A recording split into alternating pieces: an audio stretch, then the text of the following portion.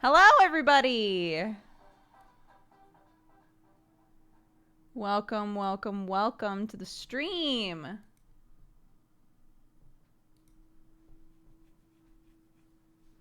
Wow. How's it going, guys?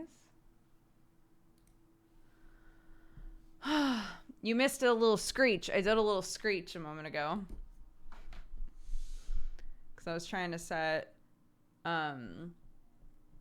a bunch of stuff is happening at the farm right now, so I was like, I need to make sure that I can see my phone in case anybody's trying to like get a hold of me while I'm streaming, right? And I went to set it down and it fell up against my thermos. The thermos started to fall. I was like, no! Surely not. Surely not like this.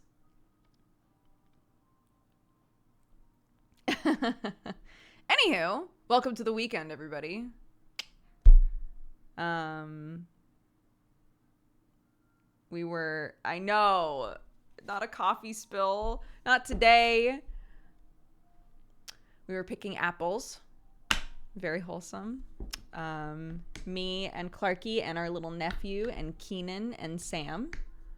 We were all picking apples. Sam busted out the ladder and everything so that he could get some of the high up apples.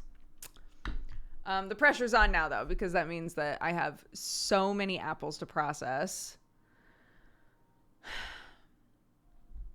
So.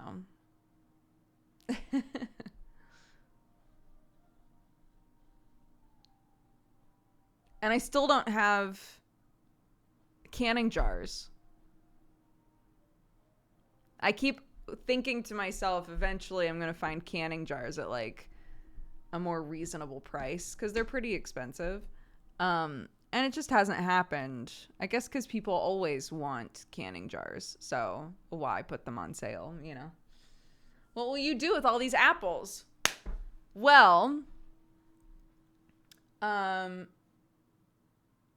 made apple butter, but for the most part, we didn't use it very much. So I think maybe apple butter isn't a valuable use of my time. I think I'm going to make a ton of applesauce and a ton of apple pie filling. I think those are the two things I should focus on because applesauce can basically be cooked down to be apple butter if we need that for something. You know, apple butter at the end of the day is just like basically like caramelized applesauce, you know?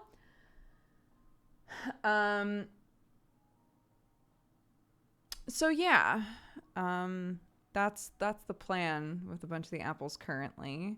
We also have 2 pear trees, we realized, and the pears are very delicious but really hard. So we're trying to leave them for a little bit longer, even though they're starting to fall. We're trying to leave them for a little bit longer because we're like, surely these are intended to get a little bit softer, you know? We can't make apple chips because all of the apples that we have currently are cooking apples. They are not good for like a snack, you know? Otherwise, yes, absolutely. I would be dehydrating them for sure.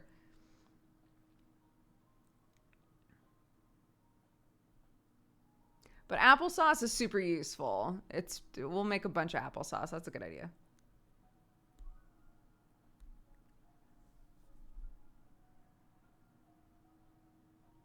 Yeah, pears, they say the exact same thing as they say with apples. If you hold on to it and like lightly turn, if you twist it lightly and it just comes off, then it's ready to go. And that's what our pears do, but they're hard. So we're like just gonna just gonna let them cook a little longer on the tree, you know?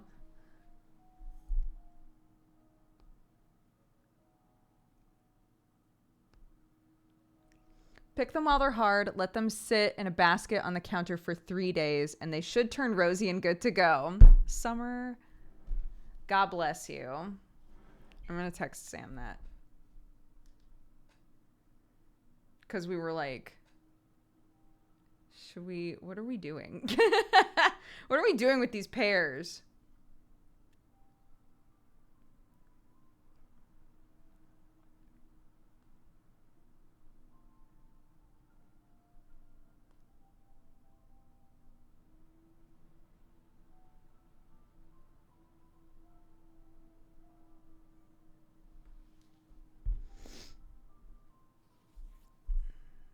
I don't eat a lot of pears, or I haven't before. I'm going to have to now. Hi,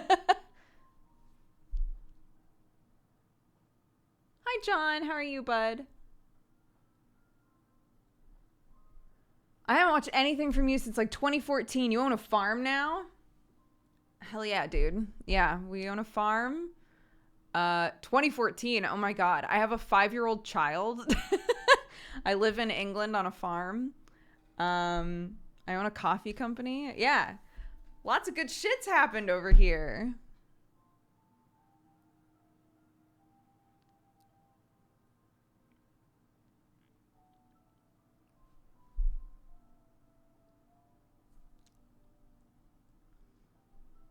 Hi, Astro. Yeah, raising a little babu and being an auntie to a bunch of children, so many children. We got 6 other kiddos in the family over here.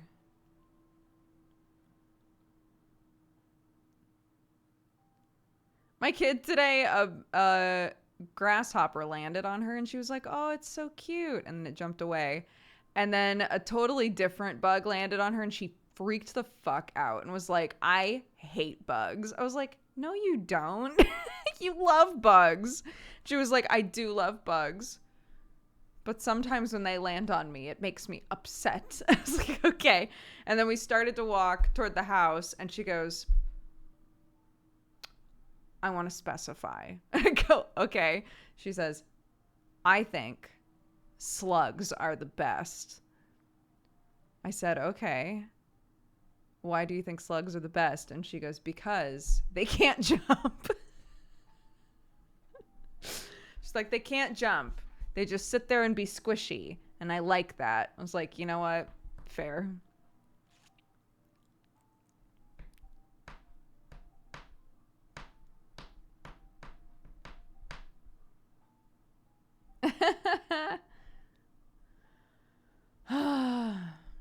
I'm trying to I have 4 basil. I have 4 basil plants out in the garden. And I'm trying to just let them blow up. I'm trying to let them get huge. And I keep, grabbing leaves from them in a way to encourage it to go like this. But it's getting to be the end of summer here. And I don't know how much longer they're going to comfortably be out there. I think as long as it's warm, they're probably fine. But I'm trying to just encourage it to get huge so I can make a bunch of pesto. That's the other thing that I really want to make.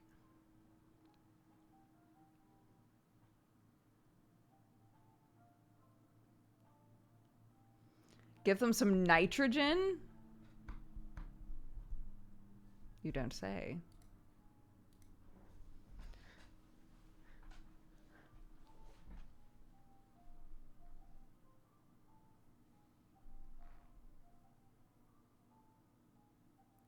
Yeah. Give them the old fish poo water. Nice. The one thing that I did do that had a kind of interesting result this year, and I want to try it again, is I put one of our eggs, before the chickens died, obviously. I put one of our eggs in the hole before I put the tomato plant in. And that tomato plant got fucking massive, but I think it was planted too late in the season, and it like developed a lot of little tomatoes that never really ripened. So the plant got huge really quickly. But I think I needed to do that like way earlier in the season, you know?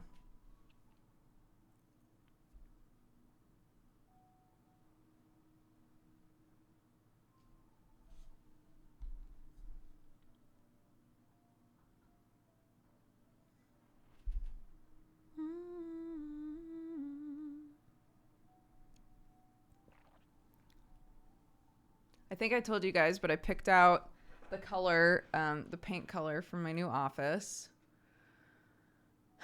So I can start doing that. I'm very excited.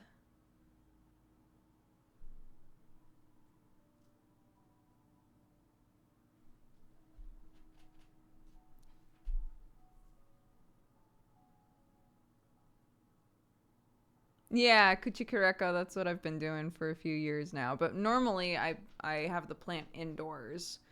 Once they have like a really established stem, if you plant them outside, they explode. The problem is before the stem gets really hardy, they're so weak. It's so easy for them to die outside unless you like wait until they're thick boys, you know?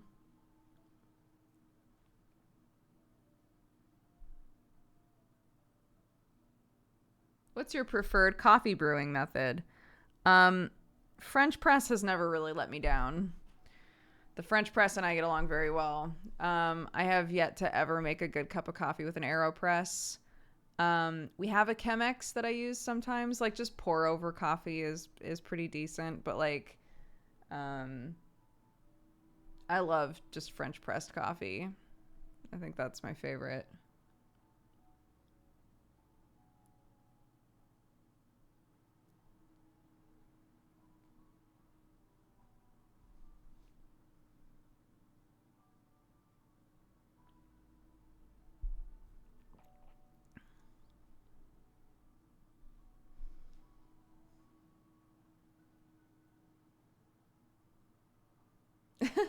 Yeah, there are lots of plants that do that. Basically, they'll like develop, like here's the stem, and they'll develop little nodes on the sides. Sometimes like two or three, but most of the time it's like two that start going out this way.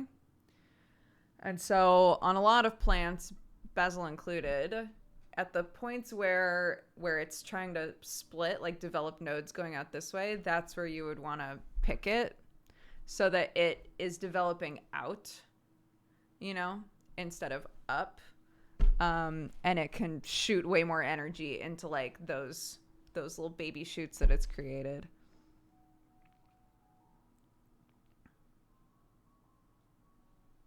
Yeah, we put basil around like specific plants. They're really good with tomatoes, but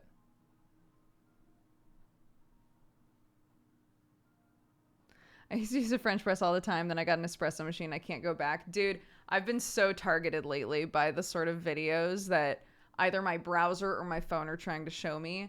I am getting so many videos that are like, here's a pretty affordable and very good espresso machine. And as many of you know, I bought an espresso machine a while back and it was very cheap, but it did the job and it made perfectly fine espresso. The problem is that it broke really quickly.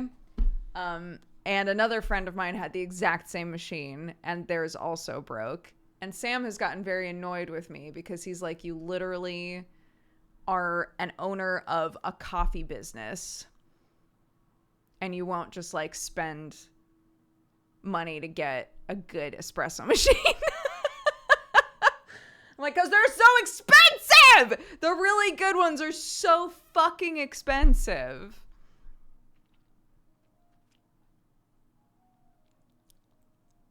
But there's a couple that keep, again, I'm getting very targeted. There are a couple that keep popping up now where they're like, do you want to spend under $1,000 on a good espresso machine? Maybe check out this one. And I'm like, it's still a lot of money, but it's less than 1,000, which is an improvement, guys.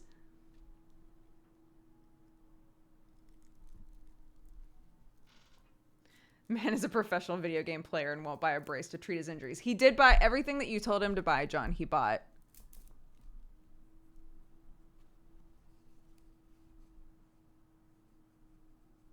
Yeah. I think he got really spooked.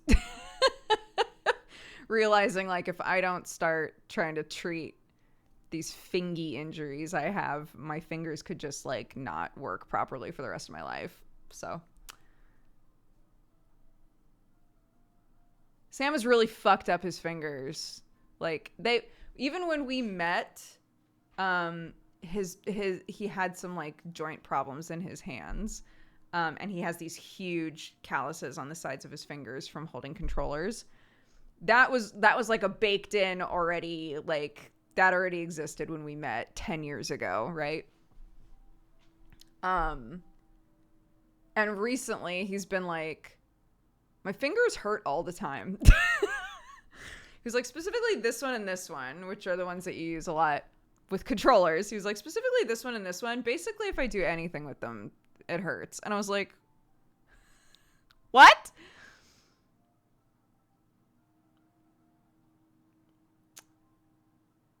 Yeah. So Dr. John in chat is our friend and also a doctor. So he and Sam were chatting about it, and he recommended a couple of things to Sam. But a real doctor squints.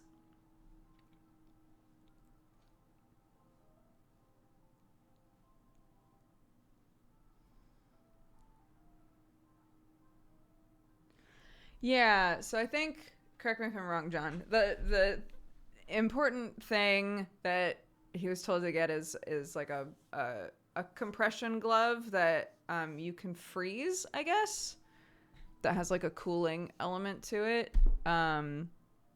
So he's gotten that, and like a gel, a like anti-inflammatory gel of some kind.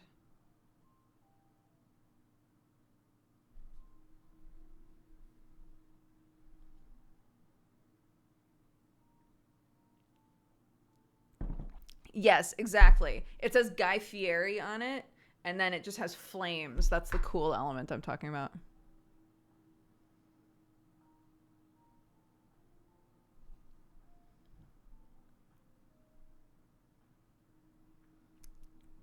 So sick nasty.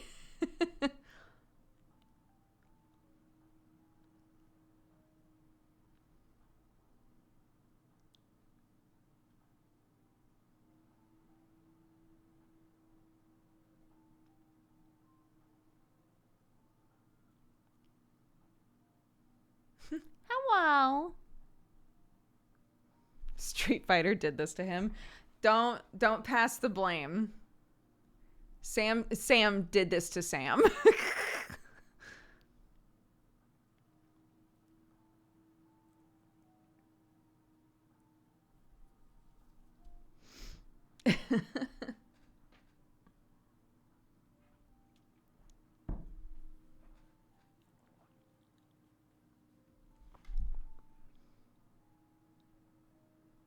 Yeah, when he originally talked to me about it, I was like, it sounds like maybe you have arthritis, because he was just like, yeah, my joints just always hurt in my hands. I was like, that's literally what my mom says. You know, and she has arthritis. It might be like an arthritic thing, or I don't know, but you're not going to know unless you talk to somebody, you know. So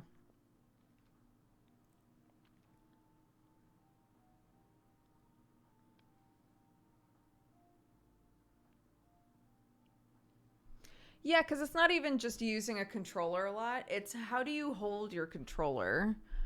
Do you get like really,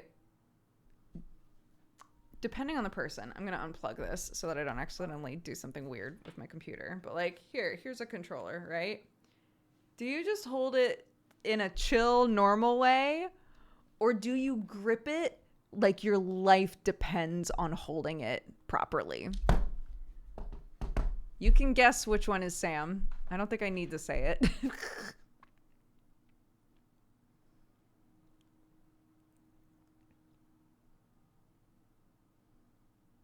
If the plastic doesn't creak, I'm not going fast enough.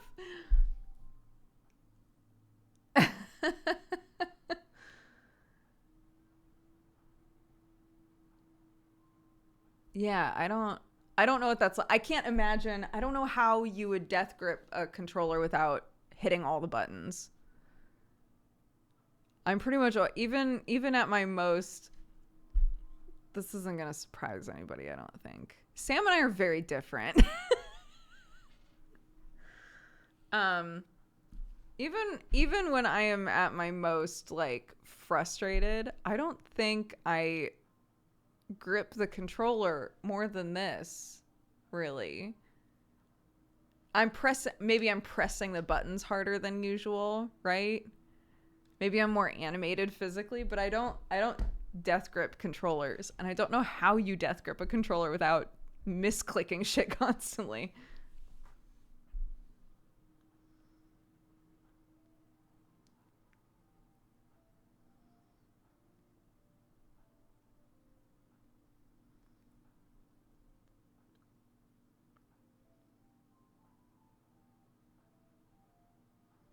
I need to get him a custom squishy controller. Oh my god.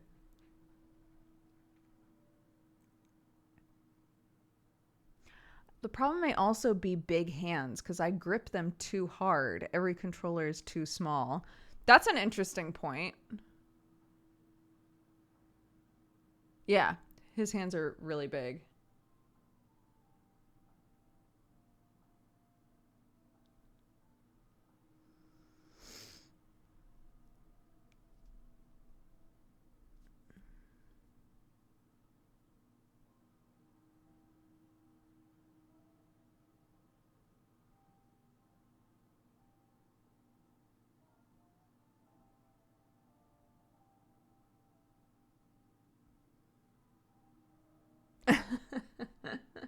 I've thought before about getting him some just like fidgety things to have at his computer.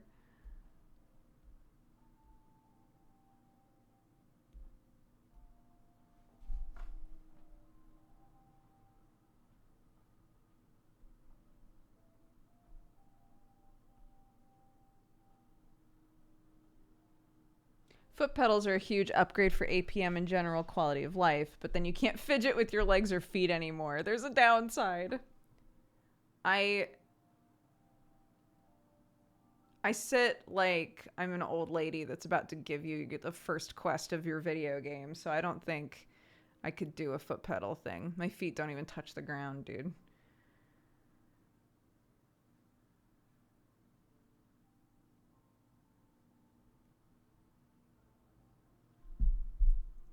Well, this is we've talked before about switches. Not sexy switches, but Nintendo switches. And how I've said before that I hate holding the Switch. And I don't know if it's because my hands are small, because when I've said in the past it's probably because my hands are small, people will be like, I have small hands and I love my Switch, which is fine.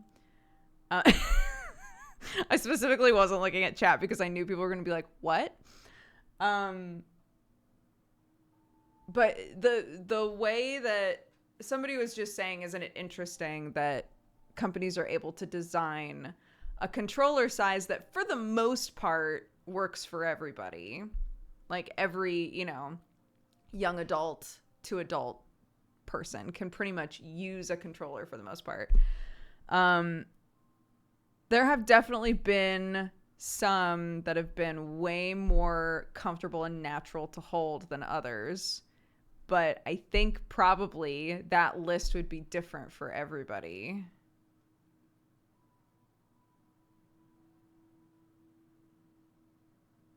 I had to pause watching dishes.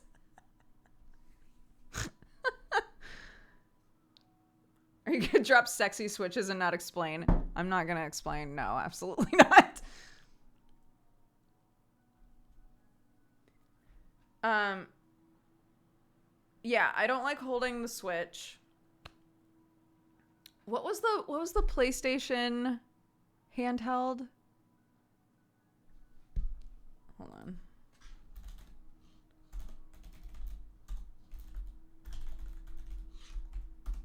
What was it called? Not the Portal. Vita. The Vita, I think, has been by far the most comfortable handheld system for me. That would be if I had to make two lists. If one list was like just controllers and one list was handheld gaming systems, the Vita would be right at the top, number one for me.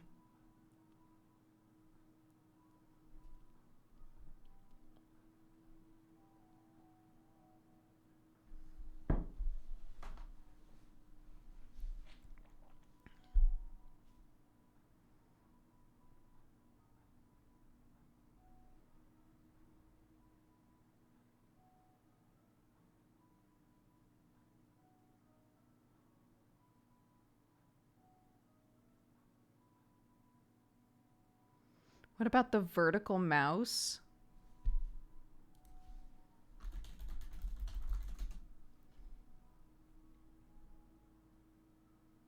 Oh my god, I hate these. I've used one of these before. I've used one of these before and I do not like them.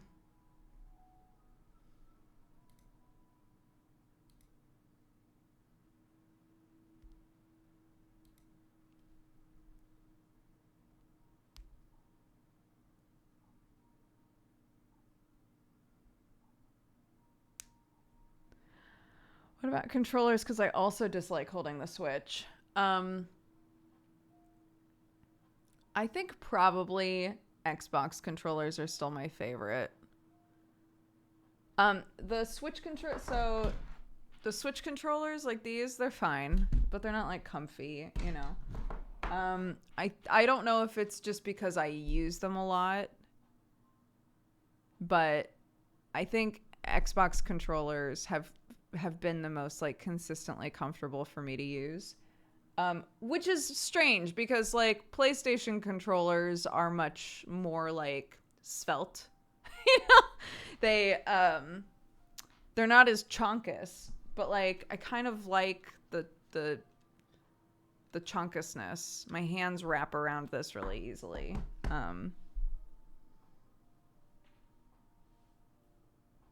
I do not have a wrist rest. I've had wrist rests in the past, and I normally just scooch them aside and stop using them. I know that I need to just get used to having one, but I get annoyed that it takes up so much space at my desk.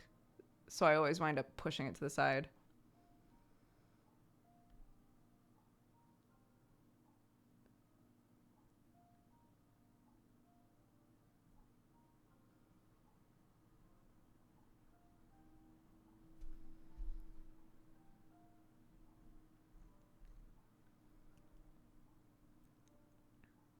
Apparently, wrist rests are bad.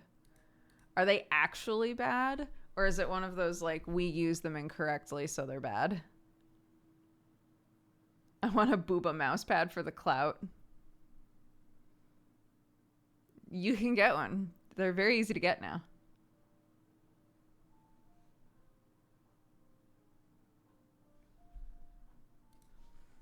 Are wrist rests bad? Wrist rests do not provide any significant ergonomic benefit and in fact will usually increase the number of risk factors for injury at your computer workstation.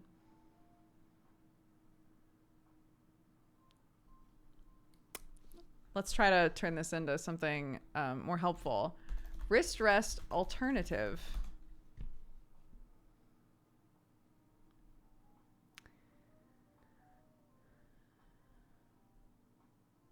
What can I use instead of a wrist rest? Oh, no.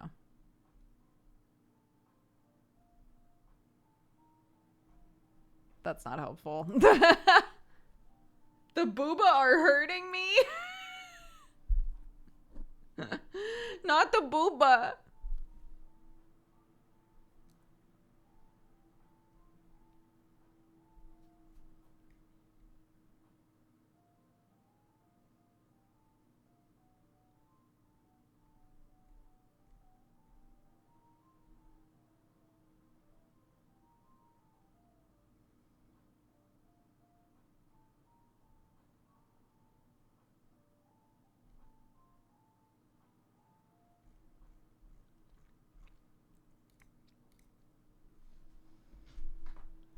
Yeah, because someone was like, they would probably recommend the vertical mouse, but the concern I think is not about mouse usage.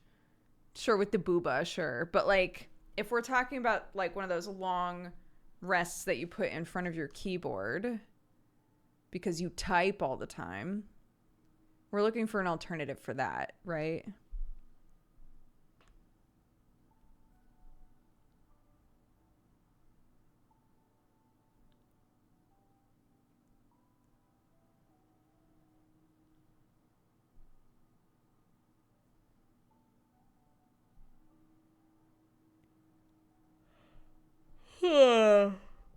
A funky keyboard. I do like a funky keyboard.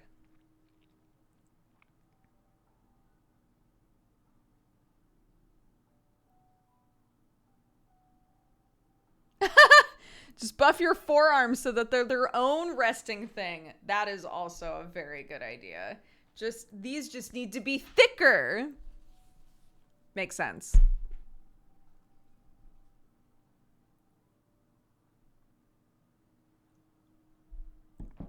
Oh, those keyboards where it's like, here's a normal keyboard and you go and then you have like two sides.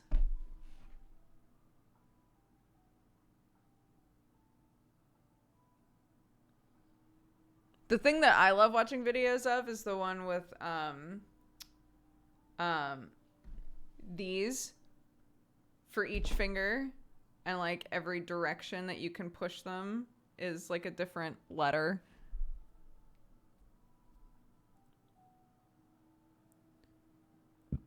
Those are so cool because people who figure out how to use them type insanely fast.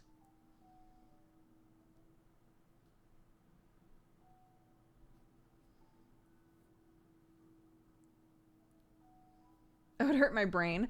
I think, I think it's one of those things where it looks really intimidating, but our brains are incredible. I think you would learn, right? The muscle memory would kick in eventually.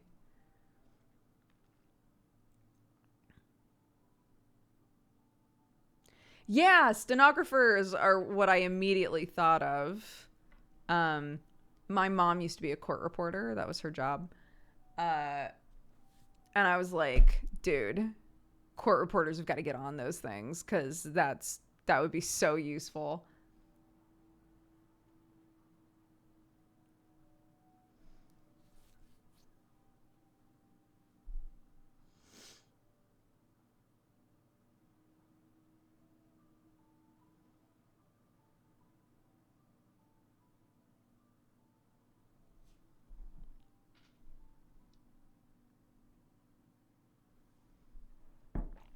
Hi, Jerry.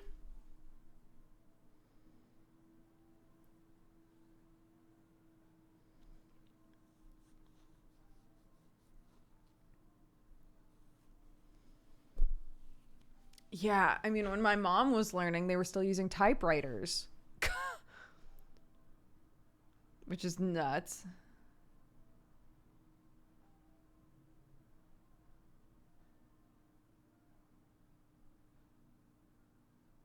Typewriters and then like stenography machines.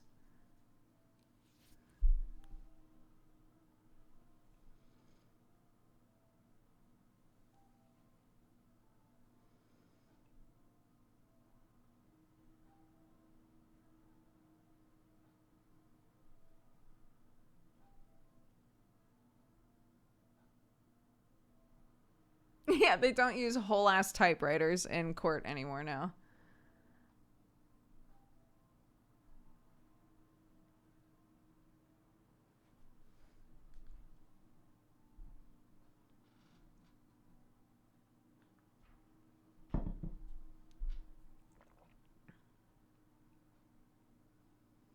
But it's been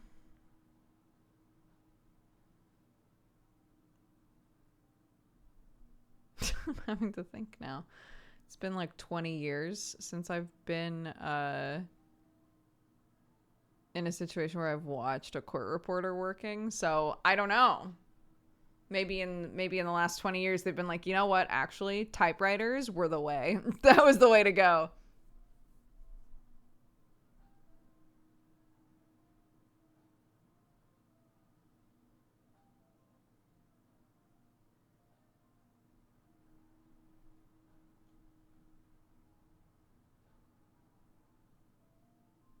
Yeah, we had a stream a while back where we were talking about shorthand, and about how there are a bunch of professions that still use shorthand. My mom, and my auntie, who also was a court reporter, they both had like their own shorthand versions, because I guess you can learn shorthand, but eventually you start shortening things in hyper specific ways to you. So your shorthand, after you've been using it for a while, your shorthand will not look the same as anyone else's shorthand, because it's purely supposed to be for you to reference, right?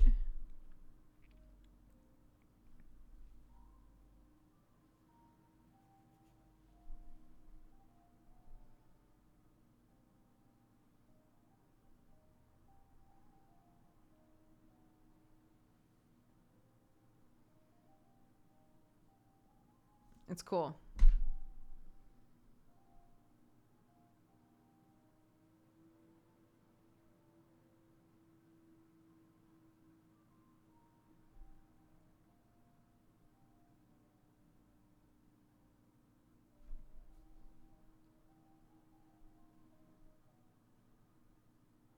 Have you seen the new Hollow Cure game? No.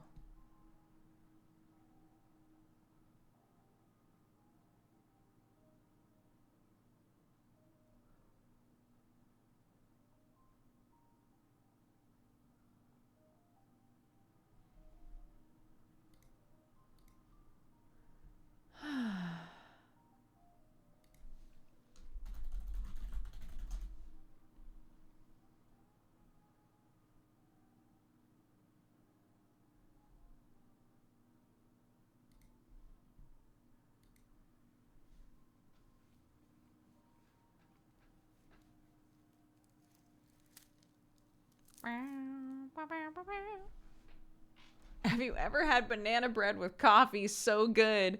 I'm going to make some banana bread tonight, actually, I think. I watched a video about, like oral allergies that people have to fruits and things. Because in the past we've talked about how I can't have bananas anymore, and sometimes even when bananas are cooked, I still have trouble with them. But the proteins that you're responding to, that your body thinks you're allergic to, should something should, like, chemistry wise, happen to them the second that they get cooked, and it shouldn't hurt your mouth anymore. And I keep being like, it might be psychological. Right? I might be so freaked out about eating bananas now that when I have eaten something that's been cooked, that I've still been like, something doesn't feel right, you know? So I think I'm gonna make some banana bread. I'm gonna try eating it, and I'm gonna try to, like, really be honest with myself about how I feel about it. And bananas shouldn't be spicy. Bananas shouldn't be spicy. True.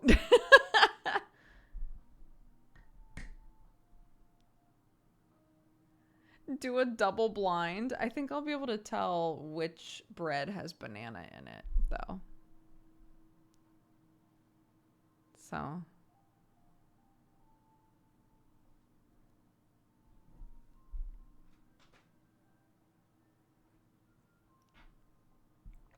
But Clark, we've been talking about this as well.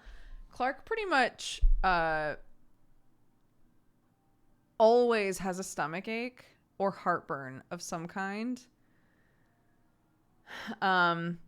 It's been more recent now, but I'm realizing, like, every day at some point she's like, my stomach kind of hurts. And I'm like, okay, this isn't just like a kid just, like, saying a thing, right, for fun. Like, why would she be saying this so consistently if there wasn't something that she's eating that her body just, like, doesn't agree with? So the first thing we're going to try to do, because I'm not supposed to have dairy either, so I was like, why don't we try just swapping out all of the dairy products in our house, and see how we feel after that.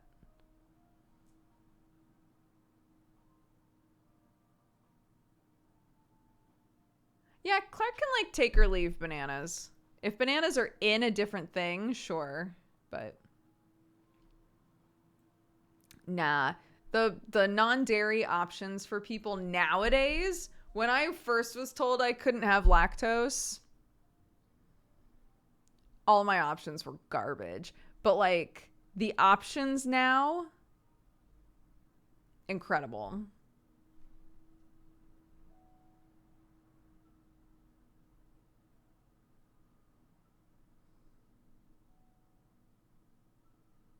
A lot of cheeses don't have lactose in them, yeah, or very little lactose. So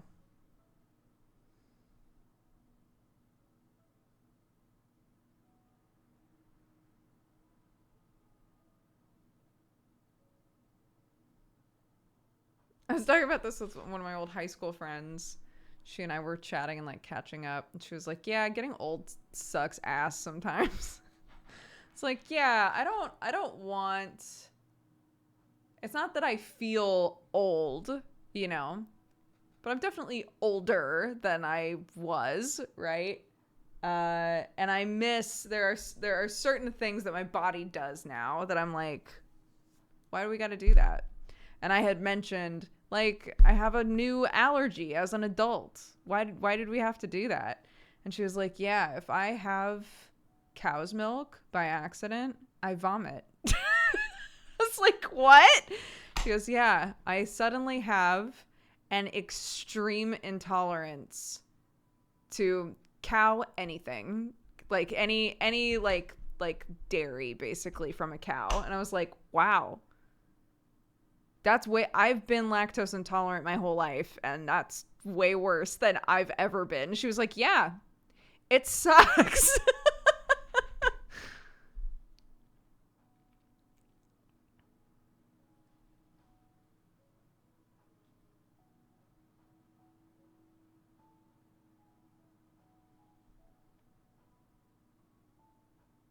I developed a reflux the day I hit 30, basically. I had a lot of acidity problems when I was younger. I don't know if I don't have them anymore or if um, I've just learned to deal with it. We've talked about that before too. Like if your whole life you've just kind of gotten used to your insides feeling a certain way, you don't really like think about it anymore, you know? If I'm like taking stock of my body right now, I'm definitely missing stuff, right? Like there's things that my body wants to eat and wants to have instead of whatever it is I've eaten today. Um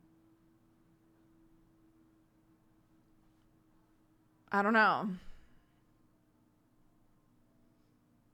But I used to get heartburn all the time when I was a kid, and I don't get it as often anymore. It still happens, but not as often.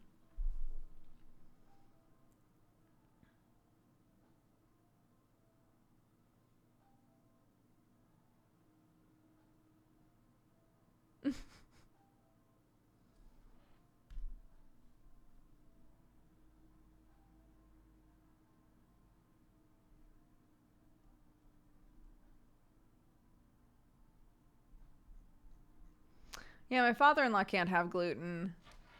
I was trying to explain to Clark what gluten is, which is kind of difficult to do with a kid. Um, but when we were talking about like, oh, maybe we'll try not having any dairy for a while and see how we feel. Um, she was like, "Oh, maybe I shouldn't have gluten either." I was like, "Let's let's try one thing at a time because if you can't have gluten, that's much more difficult to work around than not having dairy, I think."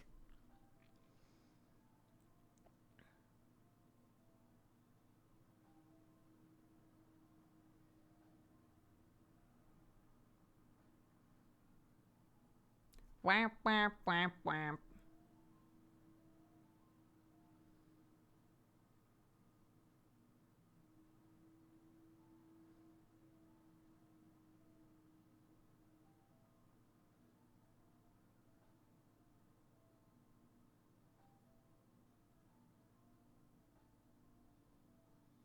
They put wheat in so many things that don't seem like they should. Yeah, when we went to get fish and chips, um, my father-in-law was like, "I want a sausage from the fish and chip shop, but ask them if there's gluten in the sausage. And I was like, is there going to be gluten in the sausage? He was like, probably. Which sucks, you know? It's gluten is very useful. So it gets used in things. If there's breadcrumbs in a thing, it'll probably have gluten. You know, just any developed bread that's then been used in other stuff.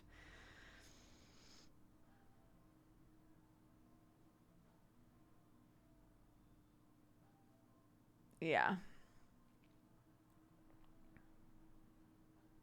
It's like corn syrup in the US. I mean, I think the gluten in everything situation is even worse in America, I think.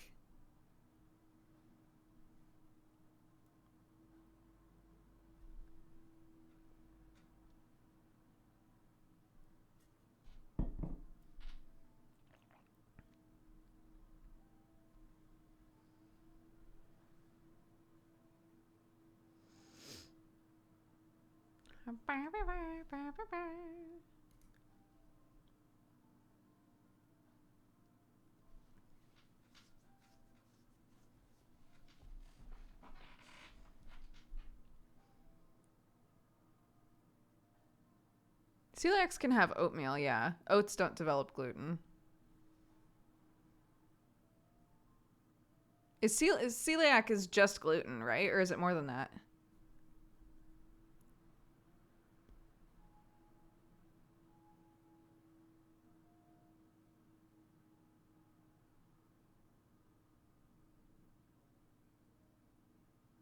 Unless they put flour in the oatmeal.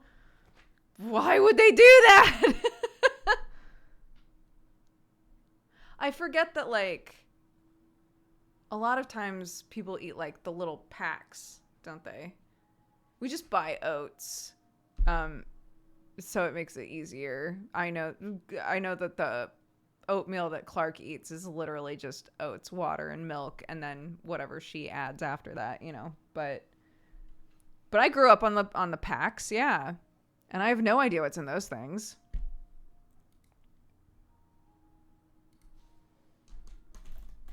What's in an oatmeal packet, maybe I should say.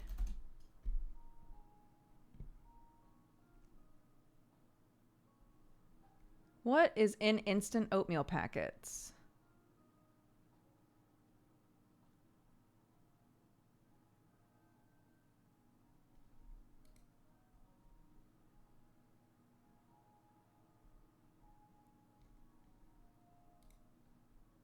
Oats, calcium carbonate, salt, guar gum, caramel color. Why?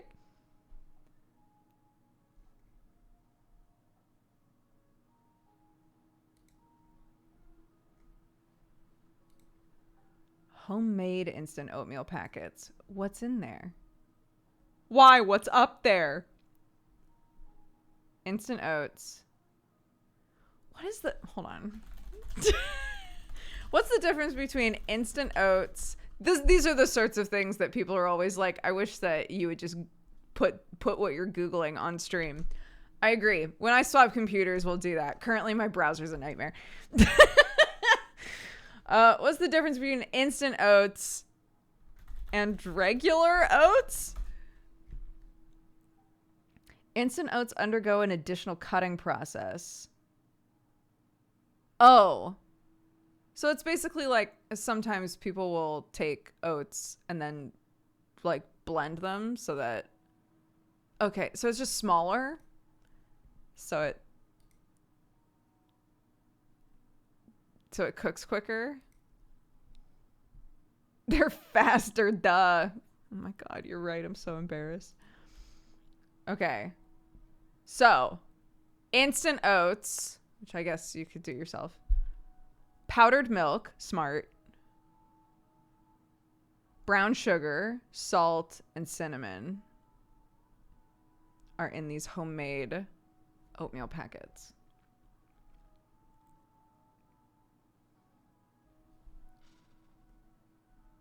Wait.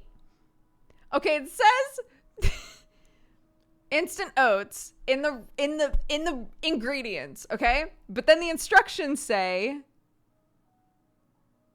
blend to blend the oats. Why?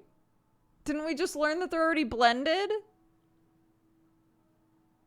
Why are we making them even smaller?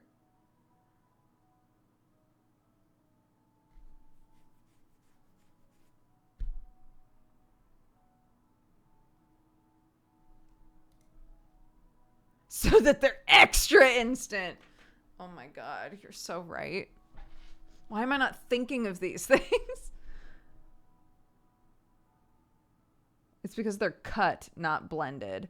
Okay, so to make them instant, they're cut.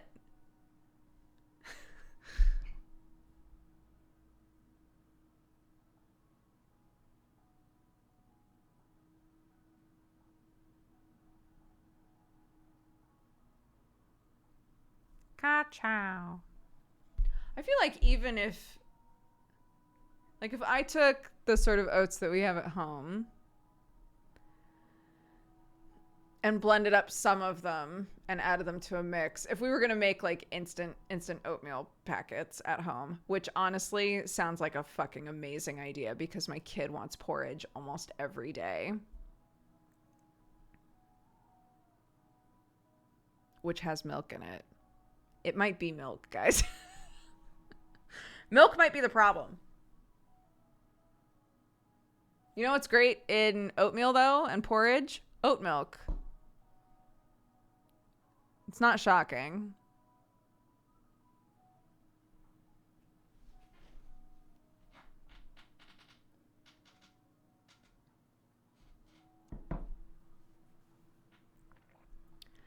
Right types of processed oats.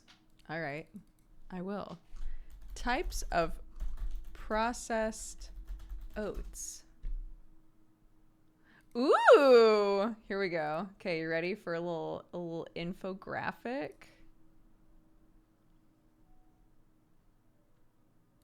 This is fun. We're learning a thing. Here we go. Okay. So, types of oats, guys. Different levels of process.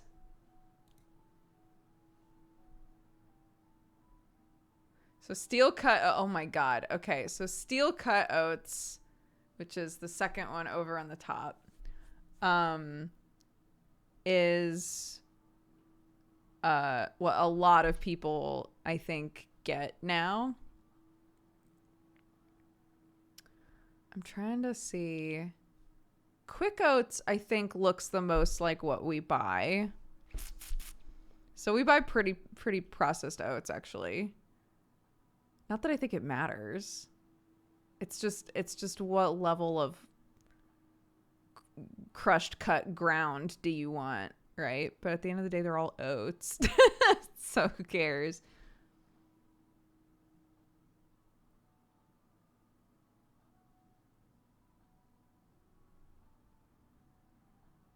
What'd you do today? I just learned about oatmeal and oats. Yeah. Oat flour. It's basically a powder. So this is what this right here is what comes in the packets. Instant oatmeal.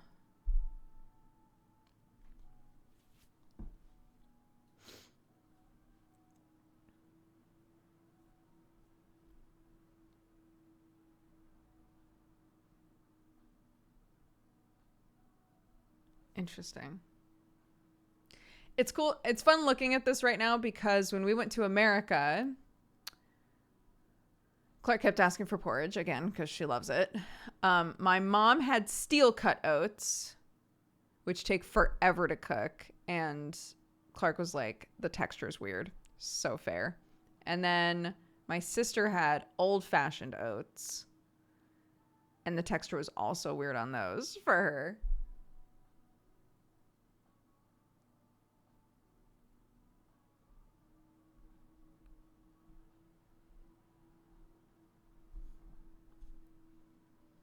Oh, ads will be needed soon in about 4 minutes, FYI. I'm not here. Affirmative. You're not here. I've never seen you in my life. Thank you for the heads up.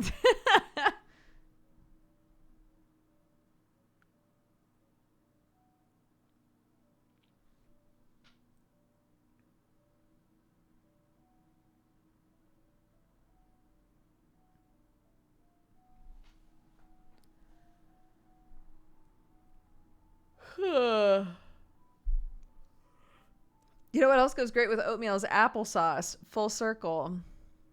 Facts. Dude, the applesauce I made was so bomb. And I've gotten no feedback on it. So I'm just going to make applesauce how I want to make applesauce, and everybody else can just deal with it.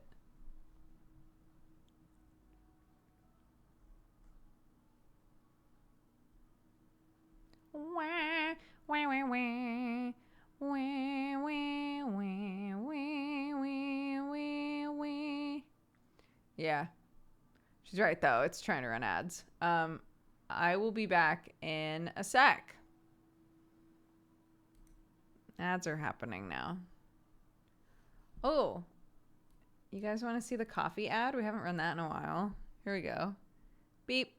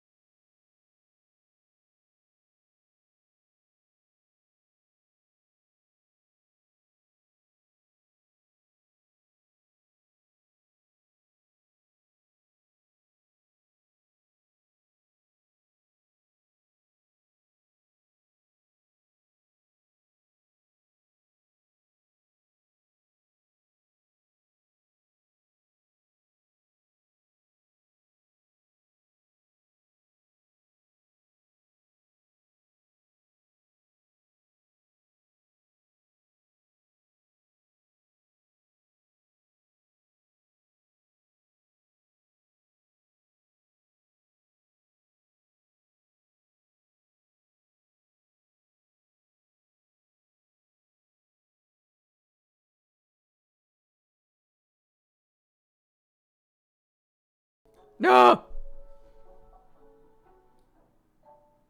Shush, you silly goose.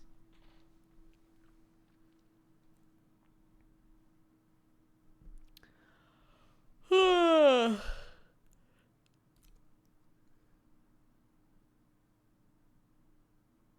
got some little straw covers in the shapes of clouds.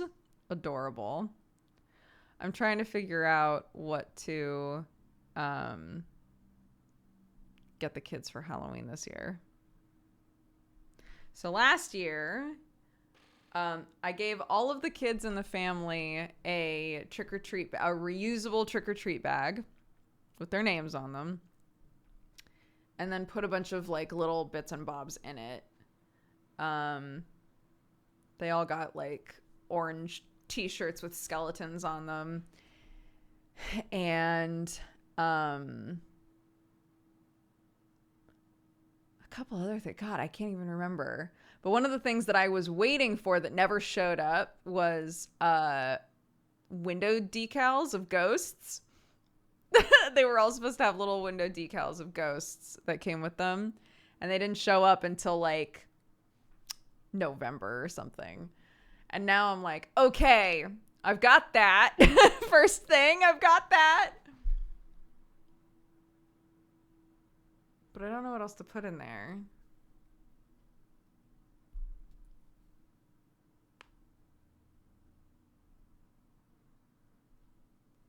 I gotta make something silly. I gotta make something silly to go in.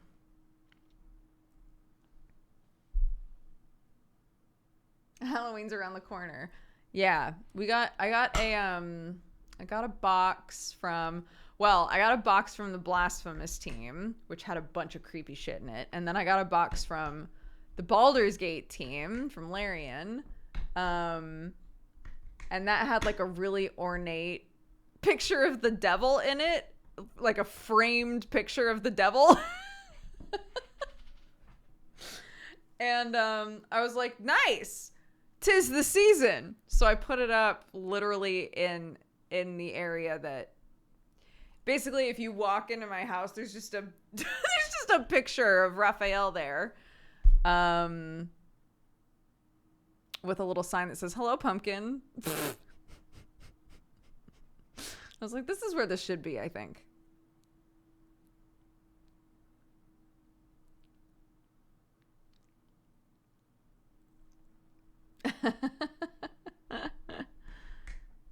Sam's tweet was good. I'm not on Twitter anymore, so I don't know what it was.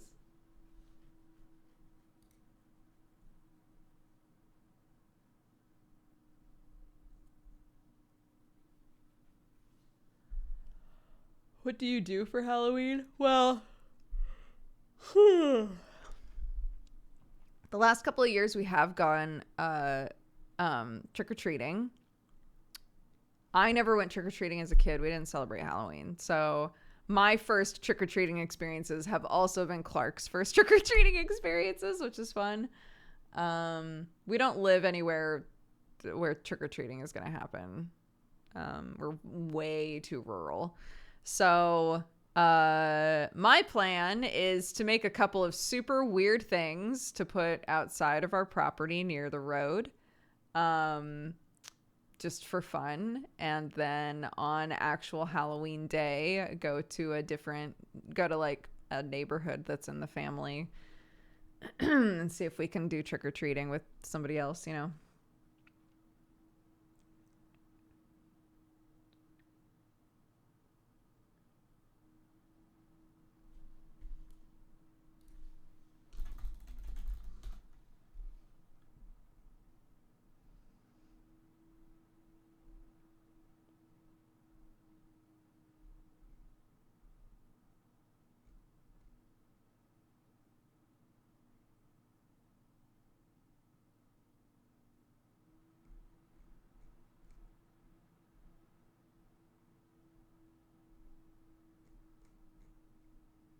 What?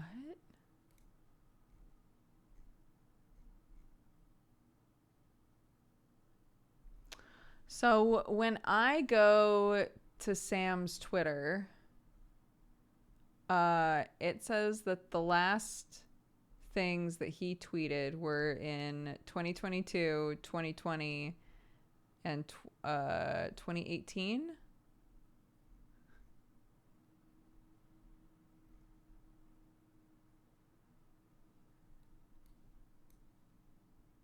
I'm very confused. Whatever. I don't need to see it. Twitter is non-existent now unless you have an account. Nice.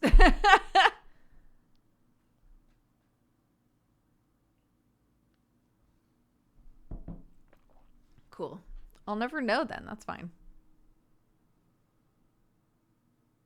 Is trick-or-treating like in the movies? Do kids go up to houses and ask for candy? Is it really that simple? Yes.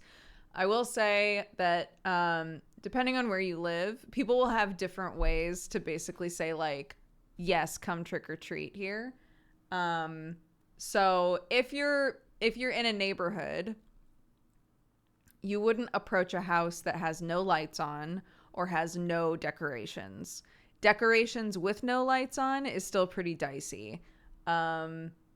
You would only want to approach a house where it's like porch light on, decorations out. That's kind of the nod of like, we are a Halloween household. Please approach. If the house is dark, they don't want anybody there, you know. So there are always going to be neighborhoods where everybody's like really into the Halloween thing, and plenty of neighborhoods where no one's doing the Halloween thing. So finding a good neighborhood, especially if you have a little kid and they're not going to have that much stamina to like walk around. Finding a neighborhood where you can like hit up, you know, a few houses in a row and be like, nice, good night, everybody, you know, is nice.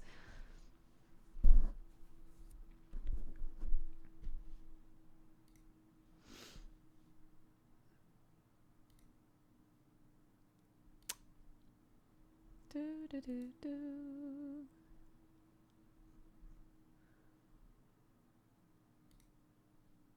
Oh, nice. Yeah. Yep. It was literally just a picture of the picture. So there you go. Yeah, we've put out all of our like autumnal Halloweeny stuff already because to be honest, we don't have that much. Um and so now I can kind of look around. Clark's like, I think we need a thing for where the wood stove is, and we need lights, and we need, you know, she wants to like go really all out on our house, which is funny because our house isn't decorated to begin with, right? We're still like moving in and getting settled in this house. So I love the idea that the first like decorations at all, there haven't been neutral decorations yet, right? It's just Halloween. This house has only experienced Halloween with us so far.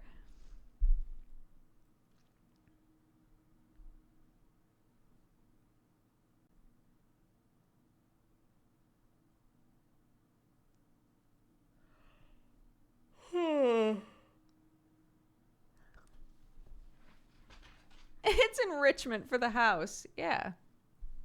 It's good. But we were looking at Halloween decorations, and the sort of things that Clark kept being like, we should get that, were things like earrings.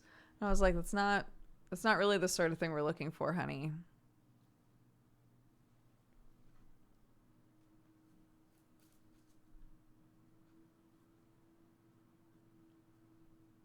Don't tell her about bonfire night. What about bonfire night?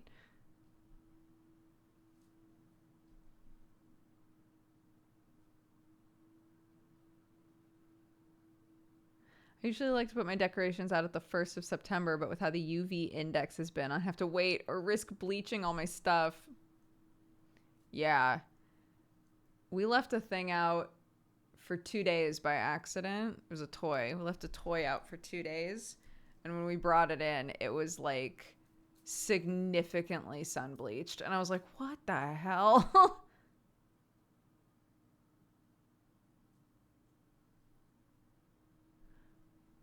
Those are are the best Halloween decorations where, yeah, in December and January and February, you're like, I'll just leave it.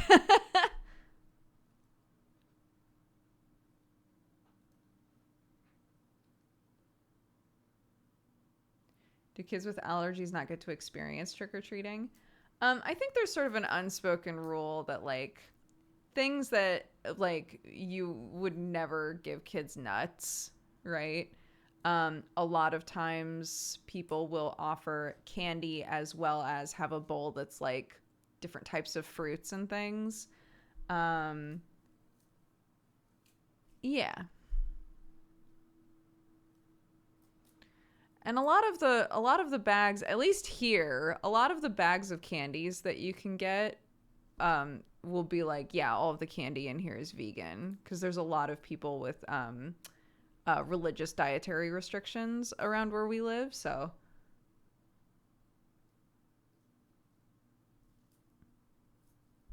yeah, hopefully, for the most part, in our experience, it'll be like, do you want candy? There's also fruit, you know.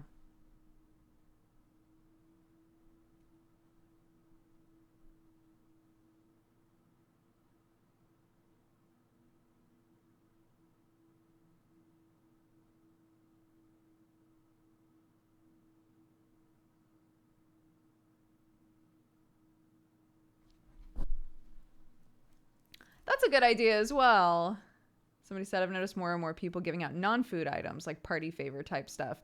That's also good. If the you know, food and candy options are starting to just kind of blend together, a kid might be like, you know what, actually, I will take a weird tiny unicorn toy. Thank you.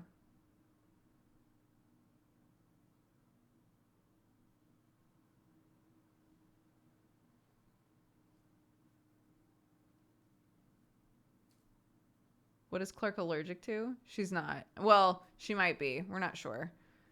We're cutting out dairy to see if it helps, but because she gets heartburn and stomach aches a lot, which I also did when I was a kid, and I was lactose intolerant. So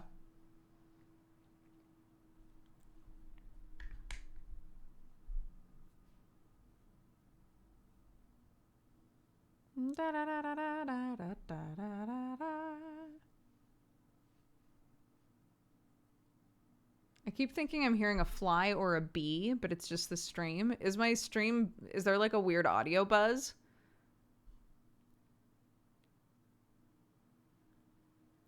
Pencils, toothbrushes, and Pokemon cards. That's very good. I heard that Good Omens. Shut up, dude. I'm in such a pit right now. I was talking with Sam yesterday. We went to a thing with Clark, and I was like, I want more Stranger Things. And he was like, well, everybody's on strike, so it's going to be a long time before you get Stranger Things. Just start watching it from the beginning. I was like, I know, but I'm like desperate to get out of this Good Omens mental pit I'm in right now. And he was like, okay, so don't rewatch Good Omens. I was like, but I want to rewatch Good Omens. He was like, don't do that. Take a different show, a different fixation show for you, and just start that over from the beginning. I was like, okay. So now I'm trying to decide if I want to restart Stranger Things or if I want to restart Hannibal. I haven't watched Hannibal in like a couple years. It might be time. But Good Omens is right there. I know, dude, you don't have to tell me.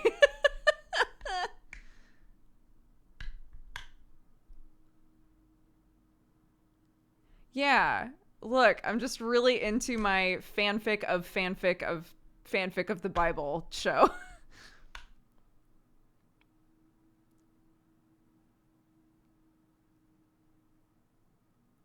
Why don't you want to watch Good Omens? I do want to watch Good Omens. I just finished season 2. No spoilers. Don't say a fucking thing in chat if you've seen it. I just finished season 2. And it's one of those situations where I'm like, and now this is all I think about. So, My options are to either feed it and start Good Omens over from the beginning. Don't do that. Or watch something else.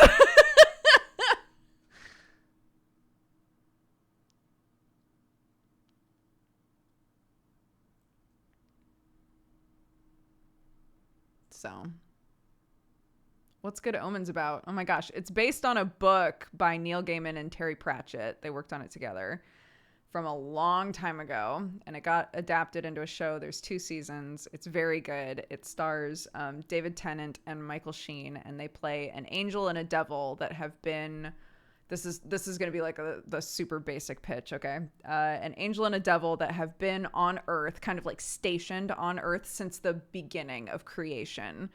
And they've, over time, really fallen in love with the Earth and with people. But heaven and hell are like continuing to, do their heaven and hell stuff. And it's sort of about that conflict and their relationship with Earth and with each other, and it's great. It's very good. It has, if you've read Neil Gaiman and Terry Pratchett stuff, it has a tone that you will be familiar with. It's very whimsical. It's just great. And I put off watching season 2 for a really long time, and now that I've watched it, I'm really glad that I watched it, and I really liked it a lot. But I'm also like, now what do I do with my hands now? It's that sort of a situation.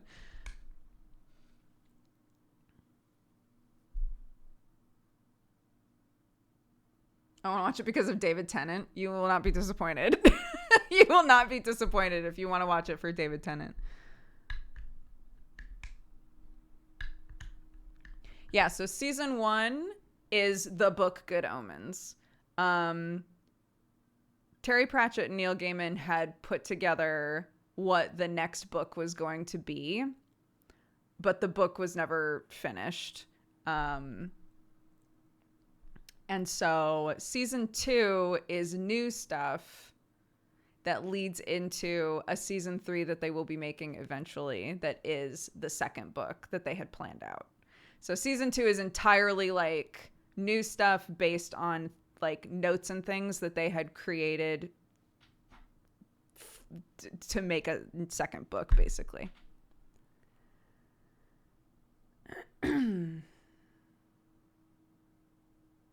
Season 2 is filler. Not really. It's a bridge. And it's great.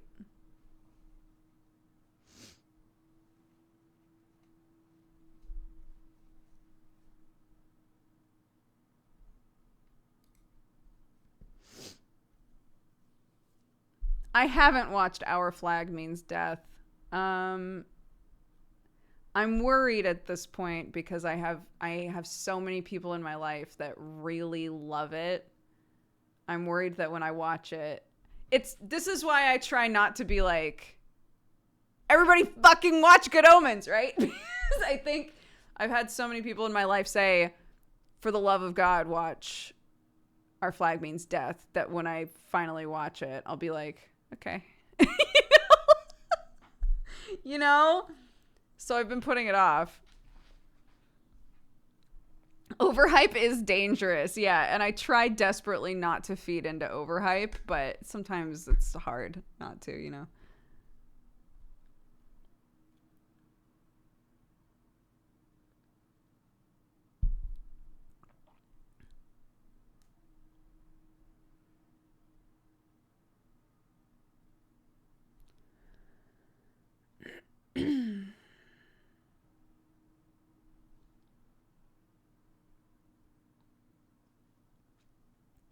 It'll scratch the Good Omens itch.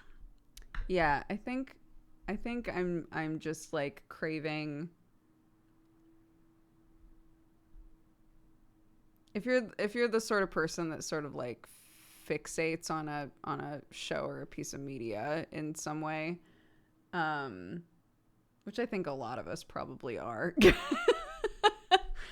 I think sometimes when you feel that way about a thing, but you're like, there's nowhere for me to put this right now, your brain wants to like redirect. It's like, no, I'm not gonna say that. Your brain wants to redirect to something else that also like gave you that feeling, you know?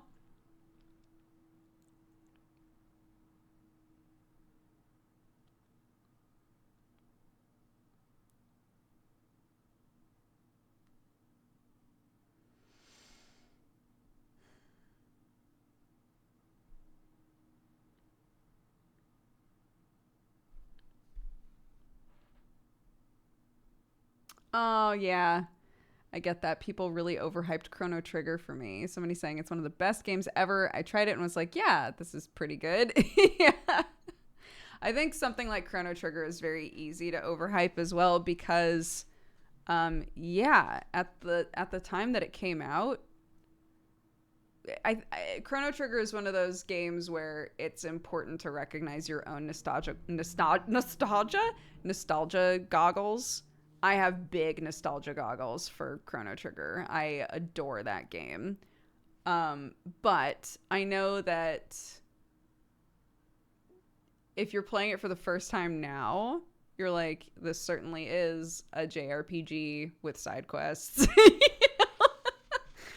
I think some of the like story elements that are involved in Chrono Trigger at the time like blew my mind. But might not blow someone's mind anymore. You know, like it's good to acknowledge that stuff.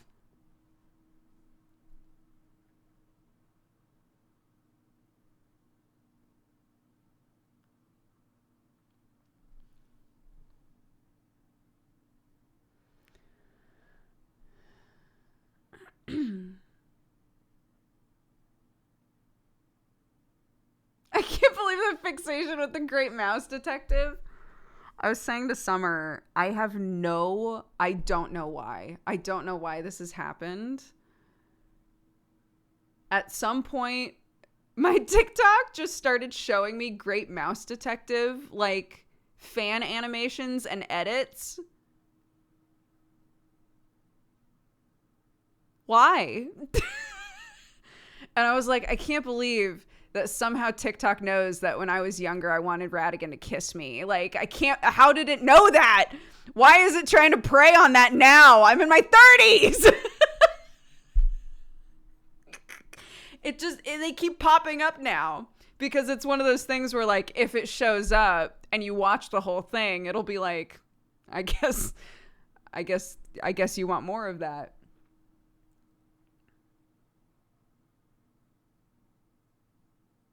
The For You page. Truly. I wasn't expecting to hear that today. Look, if I've learned anything, it's that I'm not alone. I don't want him to kiss me now.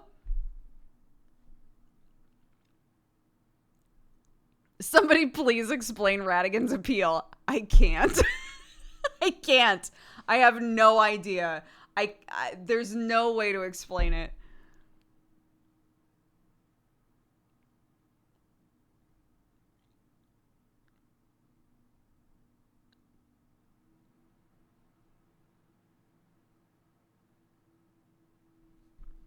I know. It blows my mind how much Jesse loves Final Fantasy 14 now. I vividly remember you trying to get him to play for years. Isn't that weird?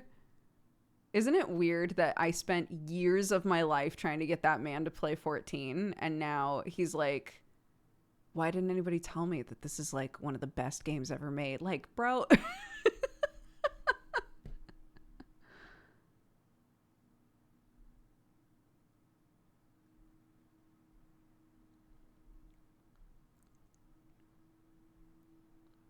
I just Googled Radigan. I'm sorry.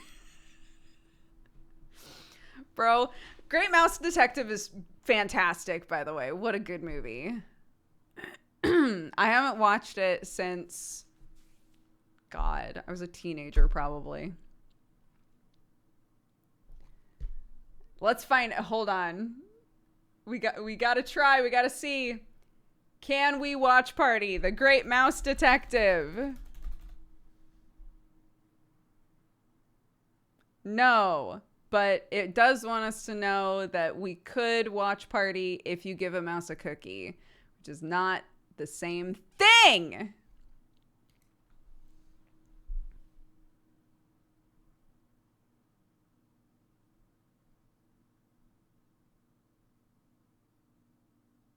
I remember part of that movie scaring me as a kid.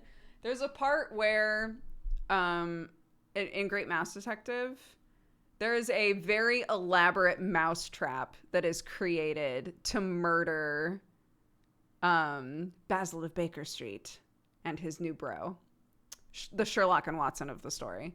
Ratigan has created like a big elaborate mousetrap to murder them. That might have been part of it.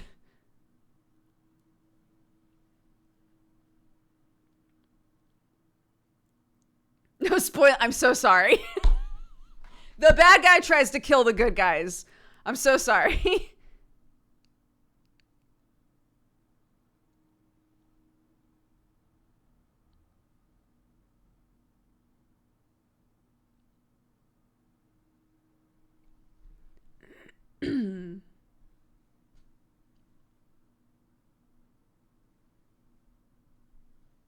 James and the Giant Peach seems like a fever dream. We read the book of that. I didn't realize there's so many stories that I didn't realize were Roald Dahl stories until we decided to read them. And then I went, it makes sense now that these were all written by the same person. So we read the BFG, we read James and the Giant Peach. Clark has listened to part of the audiobook for Matilda. But Matilda's they're all sad. They're all sad. And honestly, the beginning of James and the Giant Peach, Sam and I both, without discussing it with one another, but when we talked about it later, both of us at different points when reading the beginning of that book to Clark heavily edited what was going on, because it's the beginning of the book is basically like, here's this little boy who lives with these two horrible abusive people that just like that are just awful to him, and we're gonna tell you all the ways that they're awful to him. And so we would just skip whole sections like, she doesn't need to hear this. Get this man in the peach and run over those bitches and move on with your life and have an adventure, you know?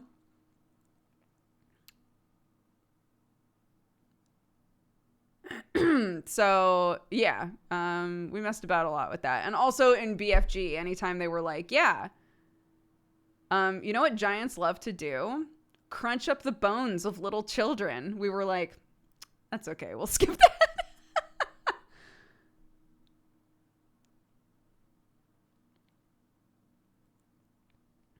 So yeah, she really liked those stories with the edits that we made along the way. But a lot of his stories are very they're depressing and also kind of what in the Sam Hill, you know? The revised edition. Yeah.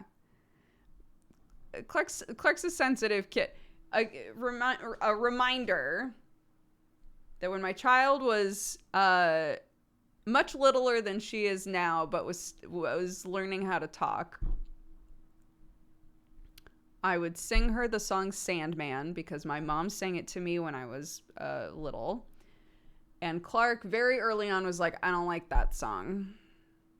I don't like the song because it's about somebody who's lonely. And so she was like, I don't want the person to be lonely. And we changed the lyrics of the entire song, and it is the only way that I sing that song now. Because she didn't like it. She didn't like that it was a lonely person singing about wanting to find somebody. So we changed it.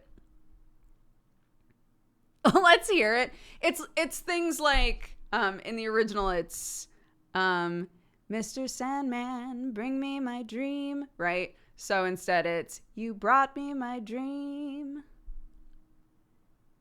And she's the cutest that I've ever seen. So we made the whole song about Clark. So instead it's a mommy, because I'm the one who sings it. It's a mommy singing about having their kid, having a little light in their life. So we just changed all the lyrics to that. And she loves it, and she asks me to sing it all the time, but I frequently have to remind myself that's not the way that song goes. It's normally about somebody who's like, Mr. Sandman, bring me a dream about my like perfect partner, basically. It's a different song with a different point. It's singing fan fiction. Yeah.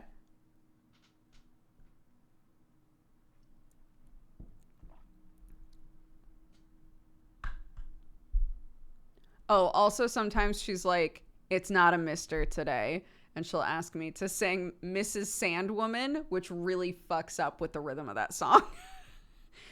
Mrs. Sandwoman, you brought me my dream.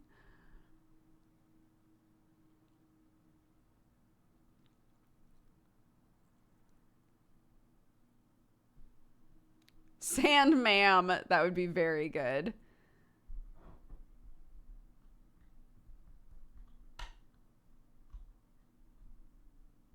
Clarky, why?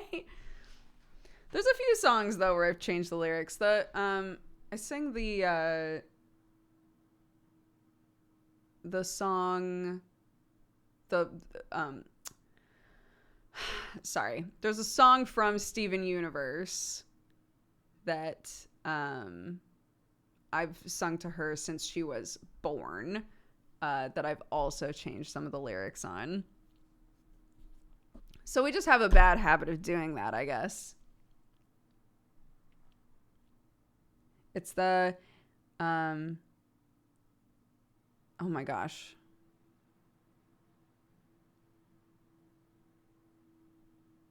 If I could begin to be half of what you think of me, I would do almost anything. I would even learn how to love. That song.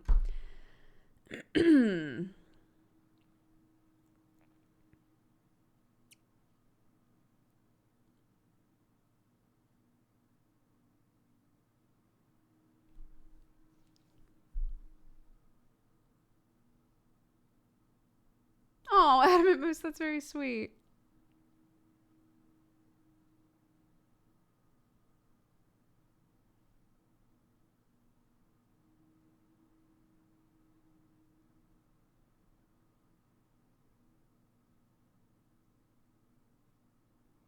Yeah. Specifically the lyric that I changed in that song is it's something like, what is it? I used to think that I was good, and now I know it's not true. 'Cause you are so good and I'm nothing like you. It's something like that. And I was like, well, I don't want to sing that to Clark. I don't want it to be like I'm a bad person, you know? So I changed the lyrics to I used to think that I was good, and now I know that it's true. 'Cause you are so good and somehow we made you. So that's what I changed them to. The rest of the song is exactly the same.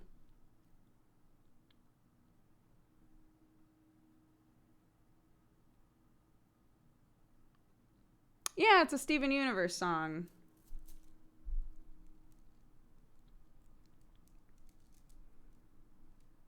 Oh, is that what we're doing today? We're crying?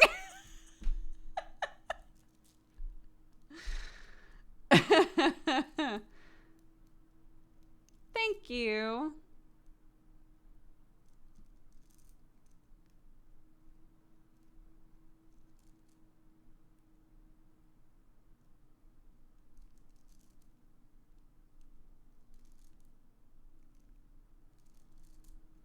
I love singing to Clark.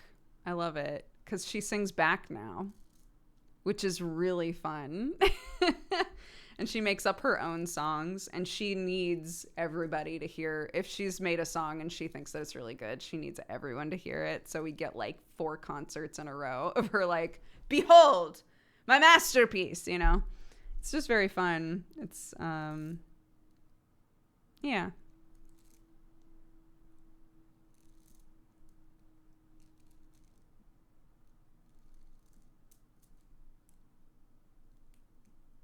The making your own lyrics age is so fun. Yeah.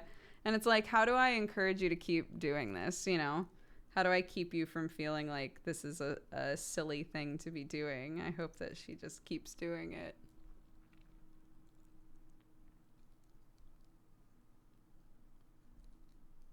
Yeah. Oh my gosh. There is something absolutely beautiful about just being like a trusted grown up in a kid's life. It, you know, you could say a parent, um but it's not that, right? Parenting is different, but just having like a little person in your life that you can interact with even just sometimes, and try to make a positive impact in their life. It's fun.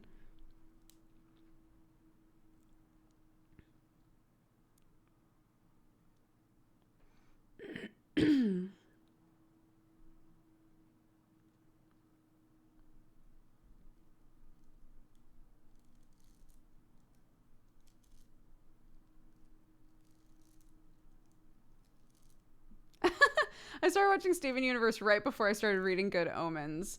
Adam in my read through is canonically based on Steven. I love that.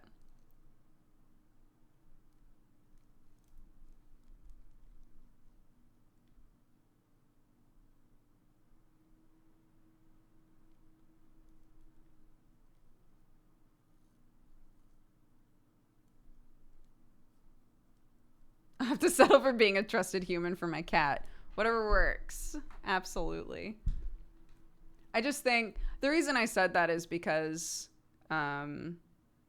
we're I like to think that we're a very pro, like, only have kids if you 100% want kids, but like also um a person can say I definitely 100% do not want kids, and also I love kids. Those commonly exist in the same person, right? And you can get a lot of, I think the if you are a person who wants to be part of like a little human's life, there are so many ways to do that and not be a parent if that's not what you want. And it's still very special, and you can still be like a really important, valued, and loved person to a little kid.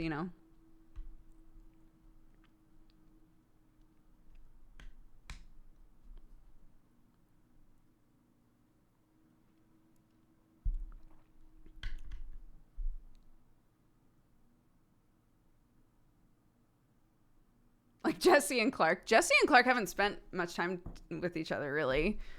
Um, God, no, he hasn't seen her since we moved, I think. Um, I think Crichton's a good example for Clark in terms of like our friends. Because Crichton, he visits us like once or twice a year. If he's in Europe for whatever reason, he'll almost always swing by and stay with us for a few days. And Clark is just like overjoyed whenever he visits. She just loves when he visits and that she gets to see him and hang out with him. And then, he's gone for a few months, but like she adores him.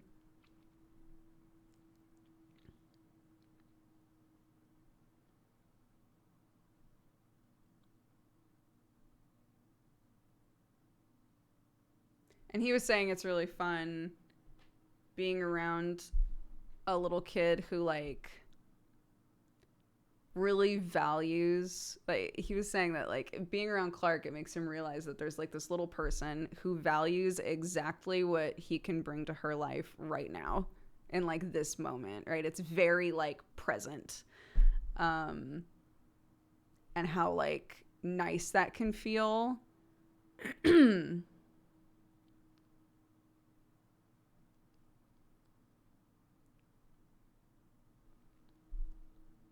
Cut to the clip of Jesse saying, "I love Dodger. I will not take care of Clark." Yeah. There's literally a TikTok where he's like, "I love Dodger. She's one of my best friends. I would not take care of her kid."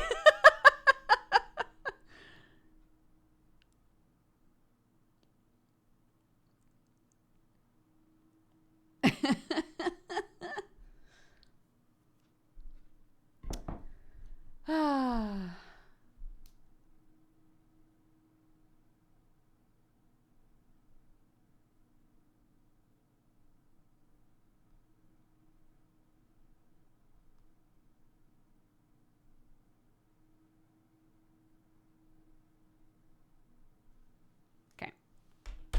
Gotta go find the clip.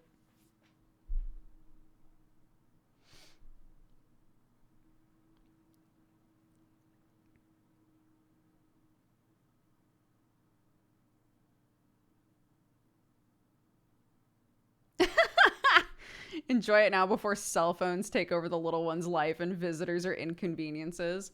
I think no matter what time period you're in, people go through a stage in their young adult life where they're like, I just want to be left alone and do my own thing. And it's a really important part of development. And if that's them just sort of like zoning out on their phone, fine. If it's them just sitting in their room reading, fine. I'm not I think that is an extremely normal thing to do.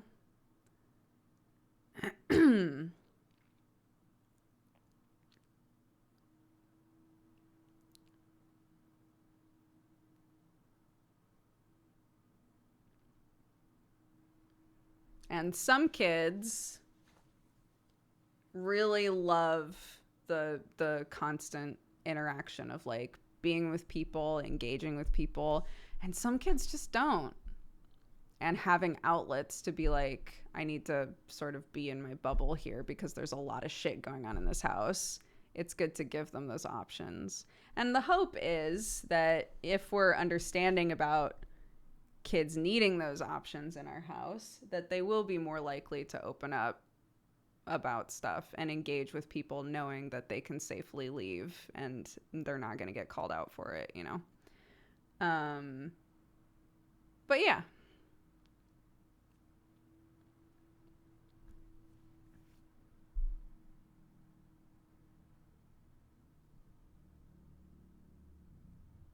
Also, enjoying your own company is a life skill. So true. Being like, you know what? I'm good by myself is also a good thing. Yeah.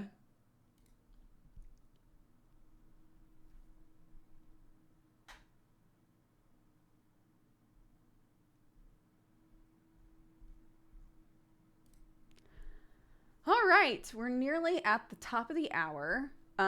Kitten redeemed a cheers.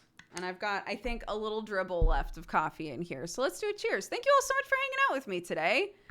We will be streaming again tomorrow. What are we doing? That's such a good question. We finished On Guard. We finished it in one stream. Oh my gosh, I was so relieved. So we'll look. There's a bunch of stuff that's come out. So I'll look and see. We might want to dive into like a visual novel type thingy if it's not too long. It's been a while since we've done something like that. So I'll look around and see what we've got. But that's fine. Either way, today was very fun. Thank you all for hanging out. I hope you've had an amazing day. And if you've had a terrible day, I hope that we cheered you up a little bit. And that's it. 3, 2, 1, cheers. Boop.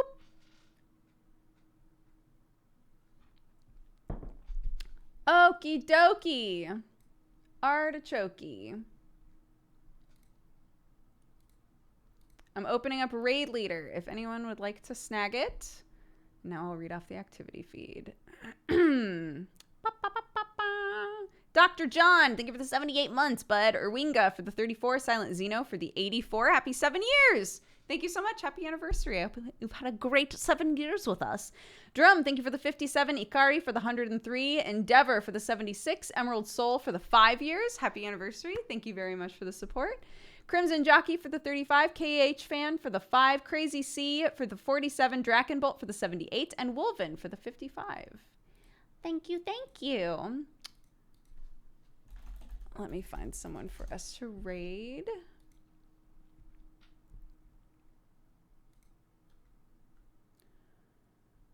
Do, do, do, do. Do, do, do, do. Do, do, do, do, do, do, do. Let's go say hi to Lana Lux. Nope, wrong. Lux. There we go. Fantastic. Go say hi, spread love, spread joy. I'll see you guys tomorrow. Okay? Yes, somebody was asking about Sunforged. It does not start today. It starts next week. Okay? Next Sunday. Sunforged starts. I'm so excited!